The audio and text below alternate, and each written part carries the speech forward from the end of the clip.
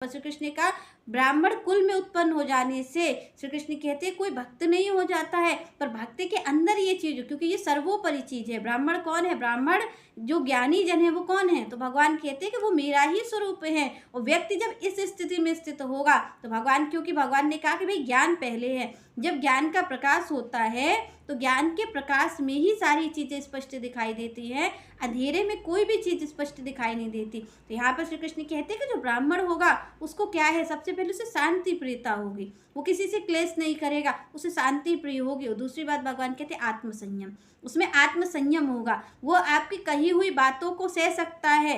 तो आप देखिए जो भक्त होते हैं उन भक्तों में कैसा गुण होता है, भगवान की जो बात देखें आप, तो जो भक्त होते हैं उन्हें शांति प्रिय होती है। पर आप देखेंगे कि भक्त तो अनेकों कुल में होते हैं, भक्त क्षत्रिय भी हुए हैं, भक्त शूद्र भी हुए हैं, भक्त ब्राह्मण तो है ही। तो यहाँ पर ये सब जो चीज़ें हैं वैश्य हुए, सभी कुल में होते हैं भक्त, भक्त की कोई जात नहीं होती। तो यहाँ पर भगवान ने स्वभाव की बात की है कि यहाँ पर स्वभाव कैसा होना चाहिए। तो अगर किसी को शांति प्रिय है, कोई आत्मसंयम है, तो भगवान कहते हैं उसे ब्राह्मण ही मानना चाहिए। ये गुण जो भगवान बता रहे हैं वो जिस व्यक्ति में मिलते हैं, श्री कृष्ण कहते हैं भले ही उसका कुल कुछ भी हो, पर यहाँ पर श्री कृष्ण कहते हैं स्वभाव से तो वो ब्राह्मण ही है। शरीर से आप उसको किसी भी कैटेगरी में रख दें कि भाई शरीर से ये क्षत्रिय है, शरीर से ये शूद्र है, पर भगवान कहते हैं स्वभाव से वो ब्राह्मण है।